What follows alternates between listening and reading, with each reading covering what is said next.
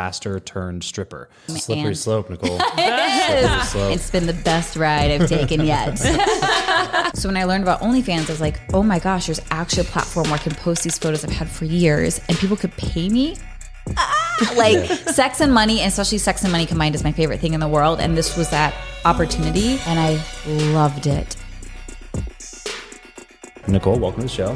Thank you. Thank you for having me. Of course. I remember we first connected on Instagram because of, mutual friend of ours kind of introing us a little bit. And then as soon as I saw your Instagram bio, I was like, this got to be a figuring it out interview. Yes. Because it's a pretty catchy phrase there that caught my eye, which is, I'm sure why you have it, which said pastor turned stripper. And I was like, that is an interesting story. Let's talk about that sometime. So before we kind of get into like nitty gritty or details or anything, let's just kind of like overarching quick story time here from, let's say 9-10 years old up through, college, post high school, stuff like that. Tell us, set the scene. Yes. Tell us what it was like.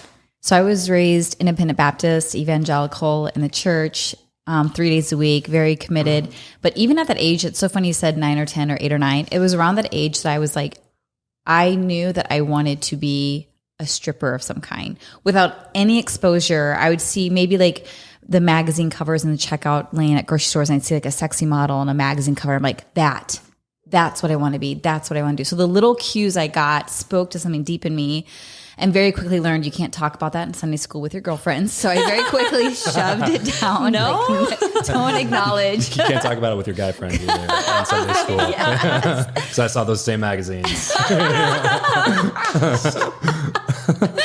I was like, doesn't every girl want to be this? I just assumed since it was my desire, everyone had that desire. And I very quickly learned at a very young age, not only do they not have it, it's very wrong to have it. Yeah. So I shoved it down, and I very much picked up on the messaging in the church about what it means to be a good girl. So I devoted myself to the script, because when I do something, I do it with my whole heart. I am all in, and that's how I was in the church. Even into college, I went to Bible college, loved Bible college so much that I wanted to go to seminary. So I was accepted into seminary right after college with a presidential scholarship. I was just such like a nerd, still am. Like I love learning and going deeper, and I love history. And then it would be not till my late 20s, early 30s that through my then husband, which I would jokingly and lovingly call him my gateway drug to all things liberal, because he was more open-minded and further along in that journey than I was, I started to slowly deconstruct and re-examine everything I'd been taught with no idea where it would lead me. And as you said, I'm here now doing adult work full time. Slippery slope, Nikole. Slippery slope. It's been the best ride I've taken yet.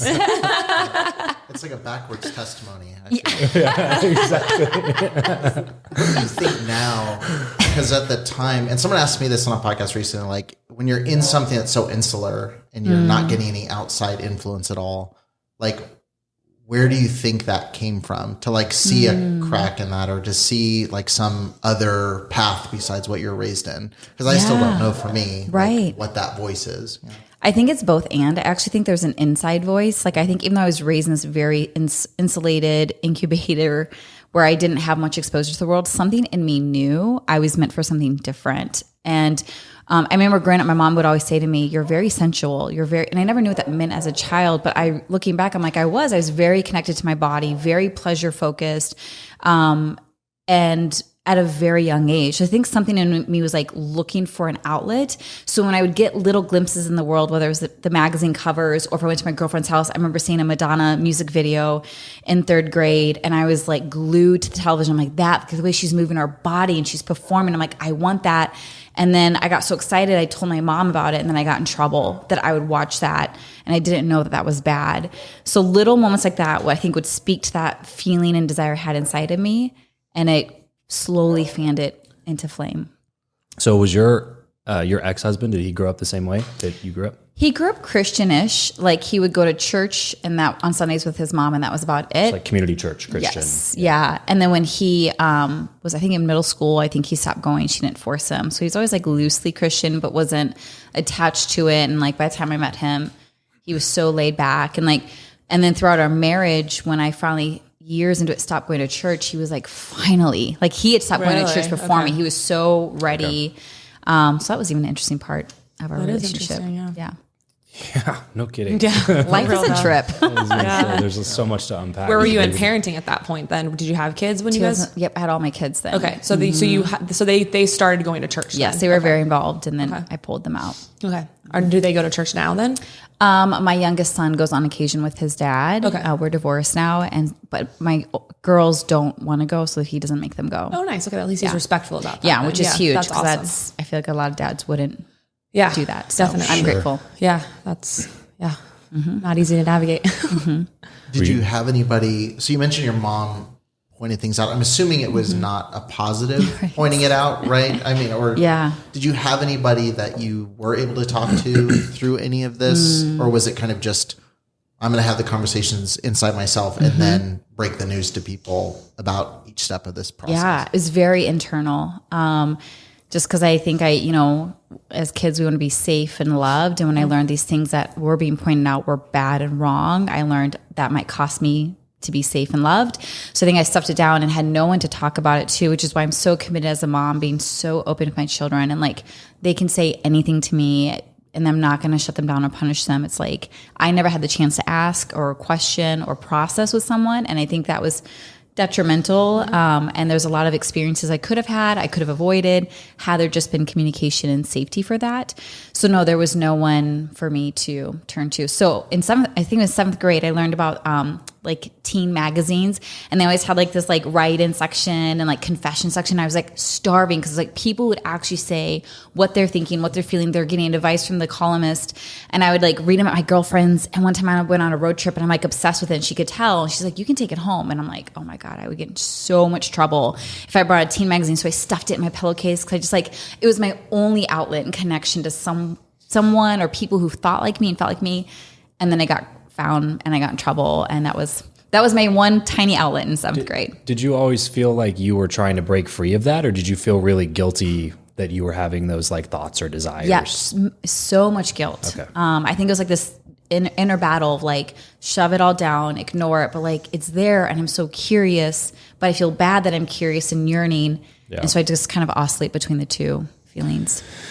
I mean, that pretty much describes my experience. Yeah, definitely. Yeah, I mean, I would love to hear how, I mean, obviously when you got out of it as a woman, it's something that I struggle with. We've talked about it a lot, even just purely the emotional side of it, of how much guilt comes with even being in marriage. I mean, we were high school sweethearts, so we got married in it, but even then we felt guilty about sex for a long time, even in the confines of marriage. So I would love to know, how did you work through that? I mean, how did you get? Yeah. Oh my gosh. About sex specifically? Yeah. Yes. So I've always felt like one big hormone with two little feet running around in the world, like starting in like 8th grade, like just a giant hormone. I've been called, including by like people close to me, like, "You're a dude, Nikole." Like, I'm just like, I could hit that. We should make out. Like, I just like very, very sexual person. And so I tried so hard to follow the script. I did like the purity ring, the purity pledge card. I was so committed to my future husband. It proved effective. But my hormones were stronger. And so I had sex in high school. And it was all so much guilt. Yeah. And because I knew I was doing something wrong, I wouldn't advocate for myself, because then you're actively doing something wrong. And I felt like this was more passive. I'm like, well, It happened. But if I brought a condom, you were planning on it. Or if you planned, so there was no planning, there was no sex education, there was no contraception, because that would be all premeditated, which makes you even more sinful and evil instead of just healthy and appropriate. And so I had so much guilt that when I went to Bible college, I was like, I'm going to stay married to Jesus until my husband comes along. And so then I was celibate. I like self-imposed celibacy for 6 years. Because I'm like, and I didn't go on a single date for all of college. 2 years after college, I'm like, I am so committed to Jesus, starving. I was so like, I tell my girlfriends, I'm like, I am so horny, I'm going to go crazy. And they're like, I find if you just open up the freezer door and scream, it helps. I'm like, that does not help. That does not give me That's great totally advice. How God intended it to happen. That does not work for me. And then I broke that celibacy by having sex with someone on the first date, because that's the person I am. I typically have sex on the first date. So then I broke the celibacy, and I had sex on the first date, and I was just like, I'm a horrible human. Yeah, back to the guilt. Just like so sad. Cycles, yeah. And so I look back and I think of all the sexual experiences that were robbed from me because of this programming. Like if I could have gone in educated and confident and equipped with the tools, the knowledge, consent, condoms, and then free, God, I would just be, I think, further along in my journey. I was so afraid to explore and experiment. Yeah. Do you remember, I feel like for us anyway, and for a lot of people that I know, there was at least one, but probably several moments where like the foundation just kind of started shaking a little bit, and you start kind of diving a little bit further down. I always call it like the crack in the dam. It's just like the very first sign that like, oh, wait a second, things that I thought were this way turns out aren't always that way. What else could I be wrong about? Yes. Do you remember any sort of moments like that? Yes. I have a huge one, but one of the first cracks is when I was taught in the church that being LGBTQ was sinful and wrong. Something in me did not resonate, even as a little kid, where like you wouldn't think I would know any better. I was just like, it never landed. And then when I went to high school, I went to many schools growing up, and when I went to my 9th school in 9th grade, that was my first school. There were publicly out queer people, and I was the most drawn to them. And I realized they're more loving than my Christian friends. So I just knew something was off. So like that was a crack. The biggest crack happened though in 2016 when I realized I was queer, and I thought I was straight my whole life. I thought I was only into dudes my whole life. And I was like, if I don't even know my own sexuality, my own body, my own pleasure, my own desires, what else do I not know? And that began like this 2-year deconstruction journey. And I kind of felt like Elsa, like being called into the unknown by this tiny whisper. And I was so terrified of what I would find out there, because I was leaving my community and my church and my family to figure out what's true for me. Not what you said is true, but what's true for me. Yeah. So you came out while you were still at the church. And were you in like a position in ministry at that time? Yes, I was in a leadership position. So I didn't come out publicly during that time, because I would probably lose my position. I was going to say, was that in an independent Baptist church, or was that in like kind of generic Yes, Christian? It started as Baptist, and then it became just evangelical. And they would say, oh, queer people are welcome here. But don't push your queer agenda. I was like, welcome until you convert. You're welcome just so we can make you not that way. It shifted if you were in a leadership position. Because that would have been a no-no. For us, the way that we grew up, it was like women weren't even allowed to be in leadership positions. Yes, this was the first church my entire life where women could be, and so they were like being progressive in some ways. But that was like one of the things that we're still holding on to. Yes, like, but then as I rose up in leadership, I actually saw the game that it was. It was just to have a token. So if we can have a woman in leadership, we can say check, but we actually treat her as inferior and subpar. We don't pay her as much. We don't give her as much opportunity, but we can say we have women in leadership. And that's eventually what caused me to walk away, because it was a game and it wasn't real, and it burned me. Yeah. That's fair. It's very fair. Yeah, maybe. Sorry, go ahead. You're singing of a billion things. Yeah, so many things. So many things. Church trauma. I'm like, okay. Yay. He only has like 500 episodes about church trauma on his podcast. Yeah. You grow up very Christian. You go to Bible college. You go to seminary. You're in ministry. So talk to us about like the bridge between then and then what you do now. Yeah. What you do for a living. So it was during that deconstruction journey in 2016, 17, 18 that I unlearned so much and kind of returned home to who I really am and what I wanted out of life. And I've always been a very sensual and sexual person. And I've always, for years before this, my best friend would take naked pictures of me all the time, and I would just save my phone. I just like wanted to show the world, but like, who does that? So I would just save them. And so finally in 2019, I felt ready, and I learned about OnlyFans, and I was like, what? Like, I don't have to go in the club. Like, that if I could redo life over, I would have been a stripper at age 18. But I'm older and I have kids, and I like my freedom, and I like being my own boss. So when I learned about OnlyFans, I was like, oh my gosh, there's actually a platform where I can post these photos I've had for years, and people could pay me. Sex and money, and especially sex and money combined, is my favorite thing in the world. And this was that opportunity. And I like dipped my toes in it with like very implied, very like modest photos. And I loved it. And it helped me work through a lot of my judgment and shame and fear and guilt in real time as I evolved. And now I do it full time, and I make full on explicit work, and I love it. And that's how it kind of got me here. You said unlearned though. So how did you unlearn? Because that's a big thing. I mean, how did you work through that? I read a lot of books. Okay. I listened to different podcasts. I was like a silent stalker on Facebook. So I'd watch these like debates go down between like Christians and non-Christians and liberals and conservatives. And I even remembered thinking I'd watch my conservative people and Republicans and Christians engage, and they'd be so cruel. And I remember thinking, even if these liberal people are wrong, I would choose them at the end of the day because of who they are and how they treat other people. And so that's why I always tell my clients, when you post on social media, there's so many silent lookers you don't know about who are reading what you're writing, who will never engage, never like, never comment, never share, but you're forming them and like guiding them home, because I was one of those people. And so I think social media was huge for my liberation. And then I ended up going to a very liberal seminary in 2017. I graduated in 2019, and I credit them for me losing my faith because it's inter-religious. So we had Muslims and atheists, Baha'i, Jews, Christian, and I'm in all these classes. We're all studying scripture though, because they came for the Bible, and all of their interpretations were a million times better than the one I was given growing up. And I was like, mine is so whitewashed, male-centric. There is no room for me as a queer, biracial woman.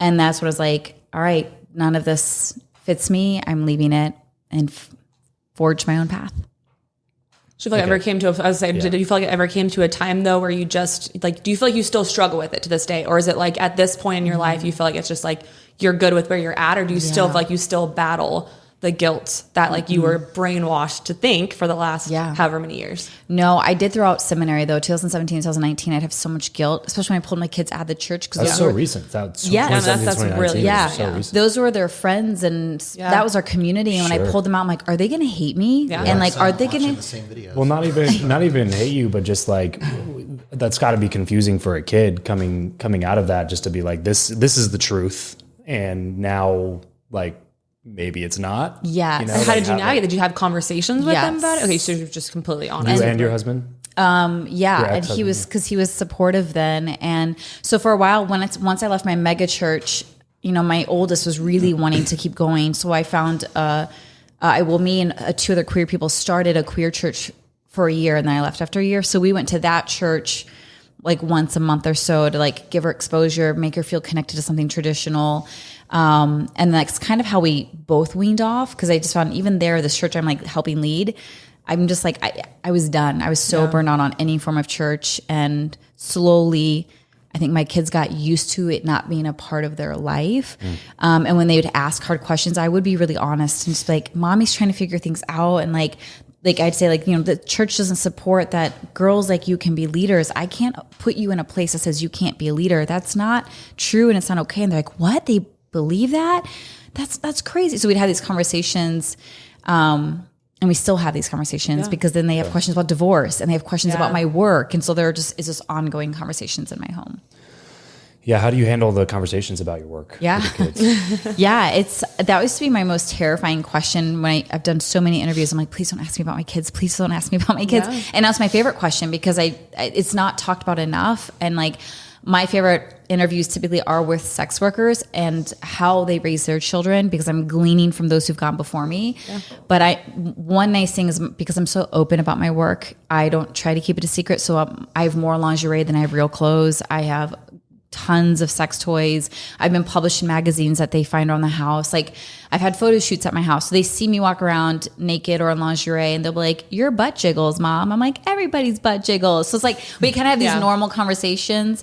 And even recently, my 7-year-old wanted to watch Titanic, and my friend was babysitting, and my friend was like, well, I don't know. We should probably call your mom and ask. And my 7-year-old was like, why? And my friend's like, well, because there's like a naked woman in it. And he's like, I see my mom naked all the time, like totally normal. And it made my heart so happy that like a woman's body and a woman being confident in her body and expressing her body is normal to my kids. Yeah. And then my kids know there's been conflict between me and my family about what I do. And so my oldest, she's 12, and I will talk about a lot. And she'll be like, so can you tell me why again your parents don't like what you do? And I'm like, well, here's why.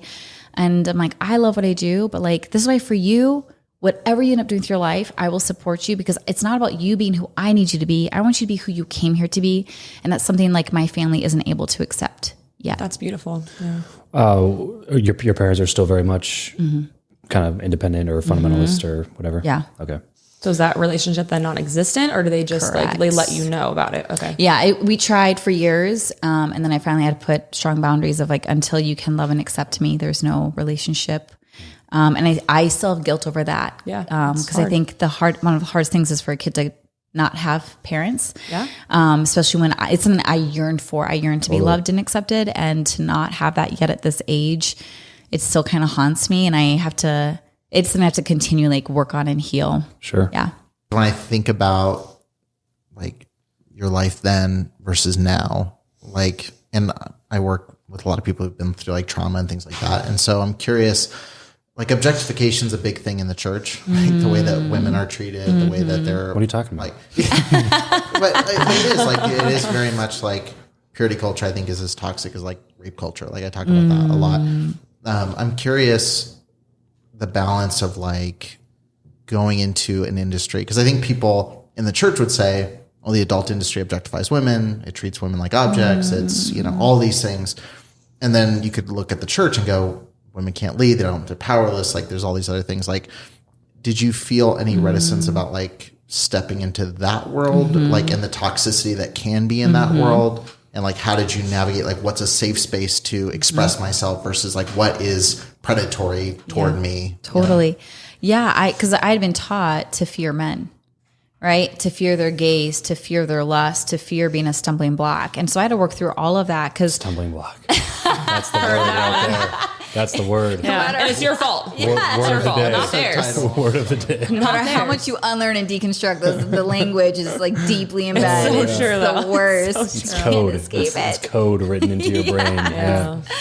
So I love being objectified. Like that's the difference, right? Is like in the church I was raised as objectified without my consent. Now I do work where I consent to being objectified. I love it. It like turns me on. But I had to work first through the fear of I'm doing a bad thing. I'm leading men astray. I'm horrible. I'm causing them to cheat on their wives or girlfriends. Like all this craziness, kind of these blanket statements.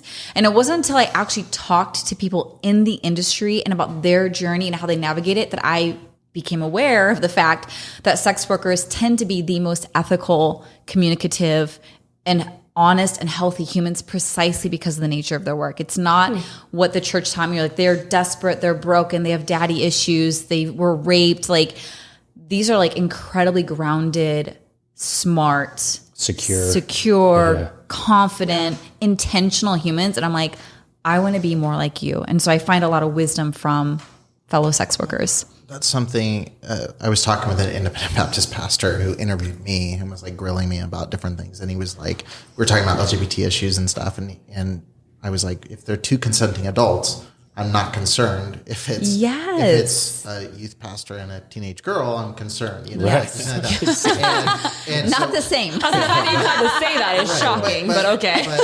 What? But he asked like, so he's like, so as long as it's consensual, it's fine. And I was like, I struggle to find why it's my problem.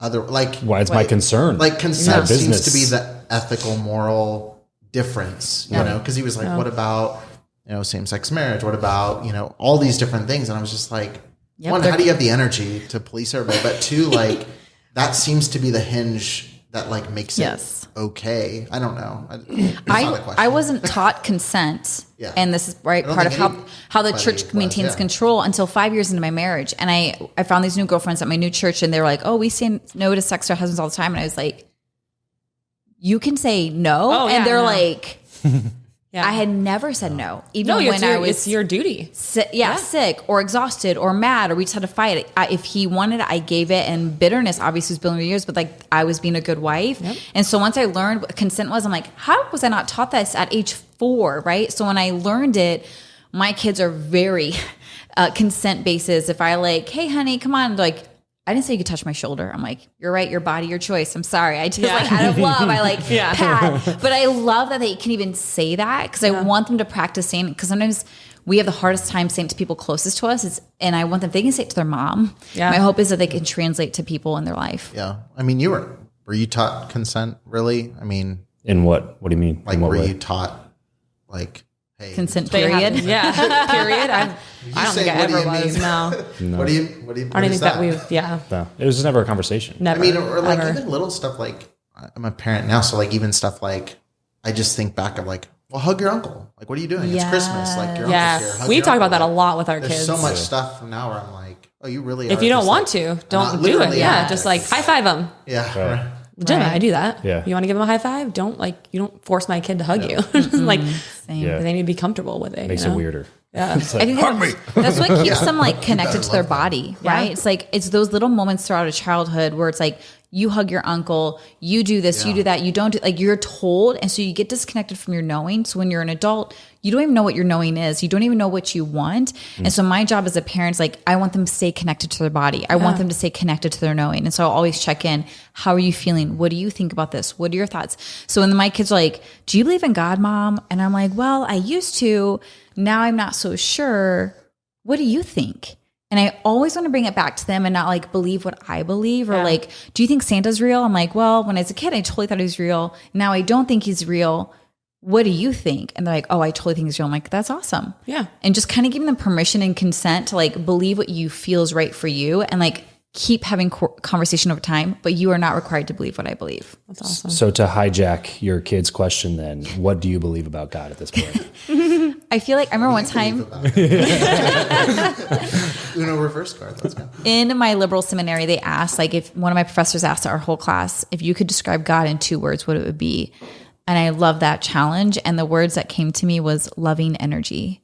So I don't know if it's necessarily a being. I don't know. I don't even know if it's real, but I do believe energy is real and I do believe love is real. And so I think loving energy is the closest concept I can get to of a God, if there is one. What do you believe about how that works out in a day-to-day? Yeah. So my 7-year-old the other day made some comment about hell and I'm like, well, hell's not real, honey. And well, what about heaven? I'm like, I don't think heaven's real either. I think we have the ability to create heaven or hell on earth. Like we can create a beautiful life that like impacts other people and makes the world a better place. Or we can create a life where we hurt others and we make the world a worse place for everyone. And so like my job is to create as beautiful of a life as possible that I think makes the world a better place. And so I translate it into a very real human experience. Yeah, Rob Bell talks a lot about that. So I don't know if you know Rob Bell. Yeah, I used to be into him. Okay, yeah. I know he talks a lot about that kind of stuff, about how it's not a real place. It's not literal. It's talking about kind of a state of mind that you can enter into while you're here on Earth. But I think that just comes down to whether or not, it all comes down to the Bible. Like, what do you believe about the Bible? Because if it's, just a book, then there's a lot of great philosophy lessons in there, like exactly what you're saying about, like Jesus' teachings were still really strong in a lot of senses, and you can still take away a lot of really amazing things from them. But then when you start taking it extremely literally, that's when you have all these people that come up with different conclusions. Like you're saying, like you're in a seminary studying the same book, and there's 14 people in there that are all saying something different about what that book says. But it's not supposed to be, he's not the author of confusion, but it's like, seems like it's kind of confusing. It's like, none of us agree on it. You know what I mean? Like if it weren't confusing, we'd all be like, yeah, that's it. And we all agree because it's very clear, And I almost feel like sometimes that's the purpose of that book, is fostering that kind of conversation with multiple perspectives, interpretations, and like, what can we learn from each other? And how does that make us a better person and a better people to each other and to the earth and to future generations? The point isn't necessarily the book. I think when I would see that conversation happen, I'm like, oh my God, this is it. This is what's supposed to be happening. The connection, the conversations, the communication, not what is the correct dogma beliefs we can extract from this ancient book. And now because I'm super, not the checklist. Right. And now that I'm a pervert, I'm super sexual. I love reading scripture from a sexual perverted lens. And so everything is sexual to me. So like when that woman on the roof like hides the 2 spies under her skirt, I'm like, threesome. So now like scripture is really fun for me because I'm like freed from what I was taught it was meant to be this. And I read it now from like more of a sex worker's perspective. Why read it at all? Well, I was gonna say I don't read it, but when people ask me questions about passages, it goes through a sexual lens first. Gotcha. Okay. Yep. Okay. Have you read the Bible lately? Ever? Read it a lot. Did you ever read the Bible? No, Yeah, like and I read it recently, the like right way. as of like post. I've read a deconstruction. little. The hard thing, I haven't talked about this at all, but no, I've read it a little bit because I've been looking up. So like I'm interested in the history of it because I think there's still, my focus is so much on people who are still in it or coming out of it. So there's verses that are used, like for example, like there's a lot of patriarchal teachings that are like, that play into abuse cases. So like historically though, like a lot of those passages are written in really revolutionary ways. Like, I mean, there are passages where like consent is taught, not as progressive as it would be now, but like some of the things Paul said. But it was culturally progressive Some at of the the time. things Paul said were like for Jewish households. I mean, the fact that it was like submit to one another, Right. like that was not something that would have been popular at the time. So like I'll read stuff in that light, but like when it comes to like getting wisdom for life, I'm just like, there's so many modern books that are so much more applicable, and you're not picking apart like this cultural passage context. says, if you're being raped and you don't scream out, then you need to be stoned. It's like, Right. what? Like that doesn't, What? like that doesn't play into like what really happens. Or the whole which is you slaves freeze obey up. your masters thing. Right. Like there's a lot of things that just, I'm just like, why dig through? Like I do believe spit out the bones, but then also like there's less bony books, you know? Yeah, Like, 1,000%. sure. That makes sense. Yes, totally agree. Okay, so now you are doing a lot of OnlyFans stuff, but you're also doing some coaching, you do some traveling, speaking, all that kind of stuff. What's got you like really stoked about what you're working on these days? You know, I had I'm lunch gonna grab with another one. You guys my want one more? We're trying to get Mountain Dew to sponsor us, so We're either going to get a cease and desist or something. yeah, One or the other. one or the other. they're gonna be like, stop tagging us, please. Have you had these though? No, I'm not. They're Mountain Dew hard seltzers. Oh my god! But zero sugar, so they're even better than Zero sugar, that's soda. no caffeine. I don't think this conversation is sponsor material. I don't think Mountain Dew's like, yeah. Don't drink our normal stuff and drink alcohol. That's amazing. Fantastic. Sorry. No, so I just had lunch with my personal assistant this week for her birthday. She's also a really good friend of mine, and she had a photo shoot this week at my house, and she was there because she works in my house full time. And she goes, Nikole, there have been 2 times, 2 things you do that I've never seen you be happier when you do them. It's you laugh the most, you come the most alive. She goes, it's your photo shoots. Now that I've seen you do one, I could not believe how much fun you're having. She like, during my shoot, she'd stop and run up to the room to get, she's like, you're having too much fun. I like want to be part of this. Like she would join. And then she's like, and when you're coaching, she's like, you are so alive. And those are the 2 things I love the most. And I started my coaching before my adult work. So I've been coaching for almost 5 years. Okay. Love coaching. I love helping people. I love helping people's lives change and come home to themselves and make their wildest dreams come true. And then I love filming, creating, making adult content. It's another way I come alive. And so those are the 2 loves of my life that make me so happy and make me a lot of money. So it's amazing. With coaching, having not, like we're all talking about figuring it out, like what do you see as the goal for somebody who's getting life coached? Like, because you're not, it's easier when you're pastoring, right? Because you're saying align to this thing. Yeah. Like, Here's the measuring stick. Yeah. What is success? You're messing look up like here and here. when there's not black and white. Yeah, that's I think why I love it so much. I live in the gray, and I feel like, and every client's so different. So a question I'll ask my clients is like, what do you want? And even that can be a radical question for some people, especially those raised in the church, because we were denied our wants and our desires. We were told what to want. So they're like, I don't even know. I thought I wanted this, but like, that's what I was told to want. And so and that's part of our healing process, like returning them back to their desires, back to their bodies, back to their intuition. And then we build a life based on that. But everyone's so different. Some people come to me like, I want to make a crap ton more money. I'm like, girl, I got you. I want to like, become one of the top leaders in my industry. I got you. I want to, have the most romantic and pleasurable relationship. And the best thing about it is like, you come to me for one thing, but it bleeds over into everything. And so we transform this one area of your life, but we end up transforming your whole life. And it's some of the most rewarding work. It's bigger, it's more nuanced, it's more integrated than what I experienced in the church. That's awesome. Yeah. How do your kids fit into like travel schedule and all that stuff? And then talk to us about now the relationship that you had with your ex, because you had a lot of really great things to say about how that all went down. Yeah. And then you had this kind of weird thing where you both started out on opposite sides and then ended up on opposite sides. So talk to us a little bit about that as well. Yeah, that's one perk of divorce is split custody. So when they're with their dad, I can travel. So I'd save almost all my traveling for when they're with him, so that when they're with me, I'm home with them full time. Awesome. And then when they're back at their dad's, I do all my traveling for work. So it's really sweet in that way. my ex and I had a great, divorce was extremely hard and its own trauma. I never saw it coming. So that was also really shocking and heartbreaking for me. And I remember begging God back then, this was in 2020. We were on the 2020 couples that got divorced. Like, God, please don't let this be my story. This was not part of the plan. I didn't want this to end. And it shattered me. But now that I've made it through on the other side, it is one of the best things that's ever happened to me. I just didn't obviously see that when it happened. So I grieved a lot and I wanted him so badly. And then, we were still really tender towards each other after the divorce. I think because of that, because it wasn't like, I hate your guts, get out of my life. It's like, this is happening. And we're both kind of reeling from it. And then only recently have we gotten to therapy. So it's been 2.5 years since since our marriage ended. And now things are like all the bitterness and the hurt that hasn't been resolved is bubbling to the surface. I'm finding out things that were kept secret that is now like kind of blowing up my internal world. And so, because he's the father of our children, it's important that we have a healthy relationship for them. So I'm like, I found a therapist, I will pay for it.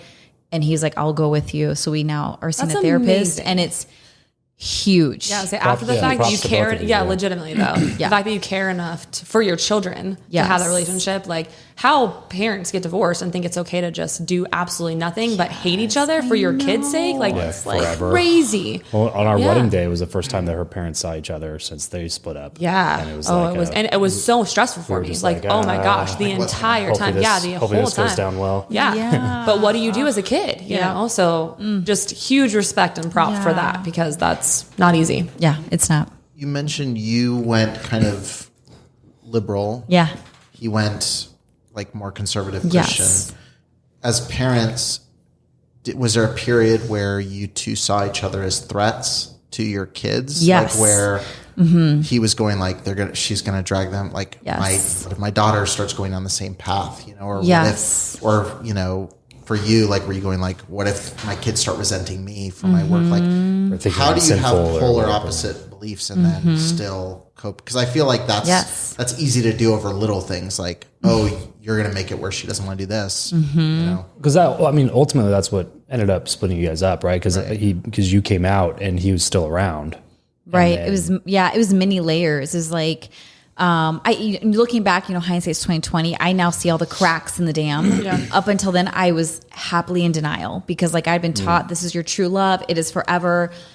Why even look at it if like the divorce was never an option? So it's like no cracks. And when the dam burst, it's like, oh crap. And now I look back and I see there are so many reasons what led to our divorce, but that is such a good question because that's so real. I think out of the two of us, I was definitely seen as the bigger threat. You know, I lost my family over it. I lost my 3 best friends. I did not expect that to be the... What? Yes. So everyone made me the horrible parent, horrible mother, horrible ex-wife, horrible human. And it was so heartbreaking as a very sensitive person who deeply cares how people perceive me.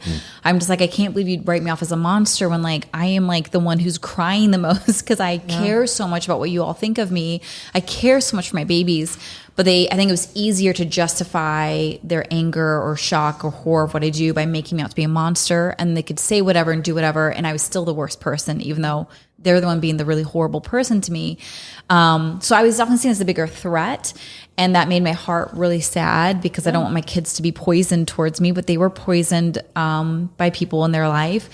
And so then it kind of my reactive was like, well, he's the bad guy because he's the one poisoning, or I don't want my kids to, like the other day, my 7-year-old said, do I deserve to go to heaven, Mom? And I was like, oh my God, for a child to ever question their goodness, their worth, their deserving. At 7, I was enraged. And that's like me getting angry at my ex for taking him to a church. And I had to swallow and I said, honey, you deserve all good things. He's like, oh. Okay, but he's asked me a couple times in the past week, and that's really triggering because I'm like, I'm so against what the church teaches. So I have to constantly, that's why we're in therapy. I don't want to make him the bad guy. I really don't want him to make me the bad guy. And I want our kids to be the healthiest. And the way I try to frame it, because I obviously want them to be raised what I think is best, is like they're not being indoctrinated in either belief. Yeah. They kind of are seeing the two extremes of the spectrum, and I hope they find what works for them within that. Is that hard to not, because obviously you don't want to indoctrinate them one way or another, but like, for example, if they're asking, do I deserve to go to heaven?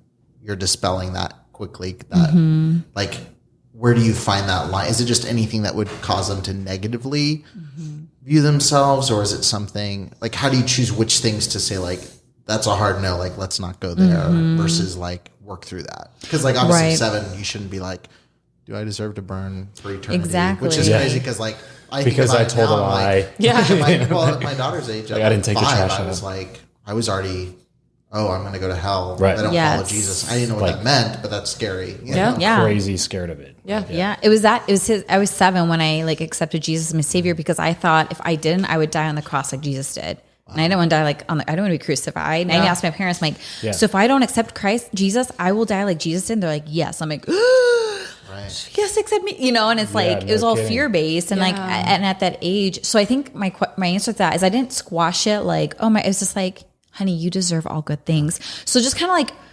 refuting it, but in a very loving way. So like he can, redirecting. And if he brings it up again, which he has, I just kind of like, I want us to keep talking about it without like, where'd you get that question? Did your dad say that to you? Did you learn at the church? And like, he's wrong. Don't do listen to him. He's like, wrong. I can't say anything. So I'm very intentional the way I respond, where you can say anything to me and we'll guide you into like, I think a safer place to talk about it versus like either hard yes or hard no. Yeah.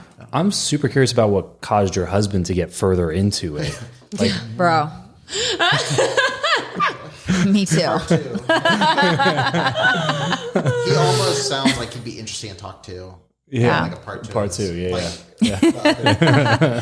I will always wonder that till the day I die, unless he ever cares to share it with me. I don't understand. And did it happen before or after you guys split up? Well, it happened overnight. So I was on a work trip. I was on a modeling trip, which he encouraged me to go on. And I was like, no, I don't want to leave the kids and you. And like, I'll go for a couple days. He's like, go for the whole, I think it was a 5-day shoot.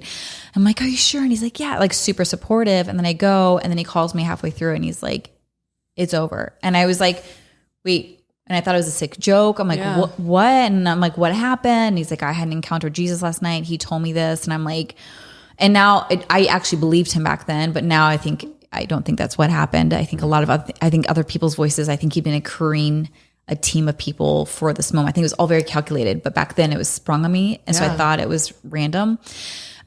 So I was so heartbroken and shocked and like angry. Cause I'm like, this isn't how we do things in our marriage. We talk things through. We don't say, like, he's like, you will quit everything and come home and submit to me and respect me as your husband if you're going to expect this to keep working. And he's never talked like that to me in my marriage. So it happened overnight. Jeez. And that's part of the trauma. And like, no matter how much we went to therapy and how much I tried to like, I'm willing to compromise. I'm willing to do anything. And it was just like a hard no. And I was like, and our therapist at one point was like, if there is no room for you on your end, like this isn't going to work. Like you're there. And he's like, no, there is no flexibility on my part. And I'm just like, that's shocking. So something think it was happened. More of an excuse, or do you think it was okay? I think it was a perfect, like, if I say Jesus said to do this, it's like, well, who am I to argue? Yeah, exactly. What do you do with like, that? How dare you question? Yeah. Even it's an easier thing because, like, I mean, just culturally, like, that's such a, like, if you want to look like the good parent, it's like, I go to church and do this, and there's a lot of capital that you get. And with she's that. on OnlyFans. Yes,